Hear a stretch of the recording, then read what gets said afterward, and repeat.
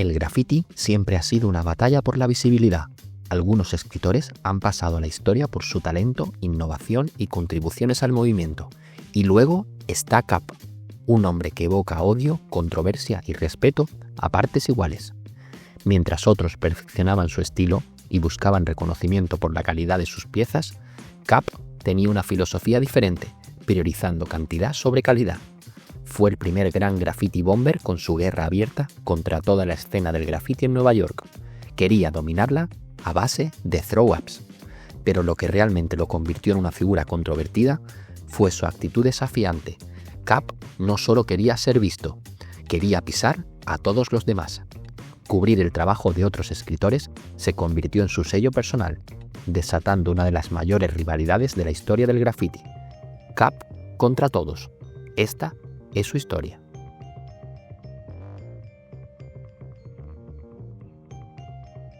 Cap nació en el Bronx, en la zona de High Bridge, y empezó su carrera en el graffiti a mediados de los años 70. Comenzó a pintar con rotuladores y pilots. Pintaba calles principalmente en postes de luz, buzones y algunos autobuses. Luego comenzó a usar pintura en spray y a hacer throw-ups. Sus primeros intentos de hacer piezas no tuvieron el éxito que quería, por lo que se quedó con ese estilo, algo que mejoró pronto y se volvió más individual y único. En esa época destacaba su crew de los TTB, The Bronx Boys, que se subían a los autobuses con sprays y pintaban por toda la ciudad. Antes de adoptar su nombre actual, firmaba como Sgt., pero decidió cambiarlo por un alias más corto y contundente. Según él mismo explicó, escogió Cap porque podía expandirlo con otras palabras más grandes, como Cap One, Captain o Capitol. Desde sus inicios, Cap estuvo influenciado por escritores legendarios de Nueva York, como Billy 167, Shorty 5, Hippie 44 y John 150, a quienes veía pintar en los trenes y las calles de su barrio, pero sin duda destacaba a Stay High 149 y las piezas de Lee y Slave. Sin embargo, mientras otros artistas buscaban perfeccionar su estilo y ganar reconocimiento por su técnica, Cap tenía una visión diferente del graffiti. En la década de los 80, el graffiti en Nueva York estaba en su apogeo. Los vagones de metro eran lienzos en movimiento, con piezas elaboradas que tardaban horas, incluso días, en completarse. La cultura del graffiti giraba en torno al respeto y a la competencia por crear las mejores piezas detalladas con múltiples colores y efectos. Pero Cap desafió esa tradición. Su filosofía era clara: cantidad sobre calidad. En lugar de invertir tiempo en crear obras complejas, prefería dejar su nombre en todas partes con throw-ups, rápidos y sencillos, generalmente en dos colores. Lo que realmente lo convirtió en una figura controvertida fue su decisión de pisar a otros escritores, es decir, cubrir sus piezas con su propio nombre. No tenía un motivo personal para hacerlo, simplemente quería ser el más visible, sin importar a quién perjudicara el proceso. Cap alcanzó verdadera notoriedad pública en 1983, cuando apareció en el icónico documental Style Wars. En esta película se muestra su actitud provocadora y su desprecio por los escritores que dedicaban horas a sus piezas. En una de las escenas más recordadas, Cap justifica su guerra contra otros escritores diciendo que si el graffiti es un juego de visibilidad, él iba a ser el más visto. I am not a graffiti artist. I'm a graffiti bomber. There's two styles of graffiti that are trying to, coexist with each other, but it ain't gonna work like that. Blood wars, buddy. Blood wars. En su opinión, los escritores que se quejaban de su capping eran niños que no podían soportar la realidad de las calles. Para muchos, esta actitud lo convirtió en el villano definitivo del graffiti. Su nombre se volvió sinónimo de destrucción y el término capping pasó a ser utilizado globalmente para referirse a la acción de arruinar o pisar el trabajo de otro escritor. El capping de Cap no pasó desapercibido. Se ganó el odio de prácticamente toda la escena del graffiti de Nueva York. Se dice que en 1986, cuando dejó de hacer throw-ups, pudo haber hecho más de 5.000 por toda la ciudad.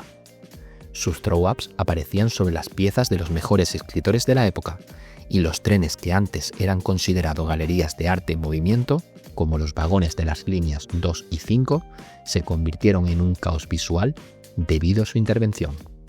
Muchos escritores intentaron enfrentarlo, pero Cap tenía una ventaja clave: formaba parte de una pandilla de motociclistas del Bronx. Gracias a estas conexiones, evitó represalias físicas y continuó con su guerra sin preocuparse por las consecuencias. Se definía como un forajido, con una mala reputación entre los punks que no podían soportar el verdadero estilo de vida de los escritores que se apoderaban de los trenes.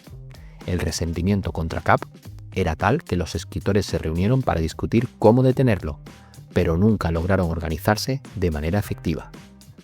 Cuando la ciudad de Nueva York empezó a limpiar los trenes de graffiti en 1986, muchos escritores abandonaron el metro y migraron hacia murales, galerías y otros medios de expresión. Cap, sin embargo, nunca se adaptó del todo al nuevo mundo del arte urbano. A pesar de su reputación negativa, en los años 90 y 2000, Cap encontró oportunidades en el mundo del arte comercial. Admirador de Dalí y Pollock, comenzó a transformar sus throw-ups en piezas de galería. Diseñó una línea de letras a su estilo sobre lienzo de trenes y también creó algo de arte pop. Participó en exposiciones en Europa, con un viaje a Suiza en 1997, Alemania en el 2000, y trabajó en proyectos para videojuegos como The Warriors, y colaboró con artistas y marcas para lanzar camisetas y otros productos con su icónico throw-up. Incluso participó en el famoso libro de letras de graffiti de Matt C. En los siguientes años estuvo más enfocado en el arte del lienzo y la escritura de su autobiografía. Incluso ha expuesto en galerías como Ben Rimond Contemporary Gallery, Gallery 151 y la Toy Tokyo Gallery. A día de hoy, Cap sigue siendo una de las figuras más polarizantes del graffiti. Para algunos es simplemente un destructor, un escritor sin talento que se dedicó a arruinar el trabajo de otros por ego y notoriedad. Para otros, es un pionero del bombing, alguien que llevó la filosofía del graffiti al extremo y demostró que la visibilidad es más importante que la estética. Lo cierto es que su impacto en la cultura del graffiti es innegable. La práctica del capping sigue vigente y su nombre es recordado tanto por el respeto que impuso como por el odio que generó. Sin Cap, la historia del graffiti en Nueva York no sería la misma. ¿Y tú qué opinas? ¿Fue un revolucionario o simplemente el villano del graffiti? Hasta aquí el vídeo de hoy sobre Cap, una de las figuras más controvertidas de la historia del graffiti, que con su modus operandi marcó un antes y un después.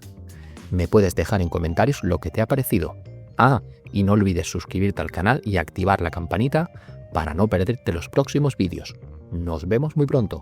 ¡Hasta luego!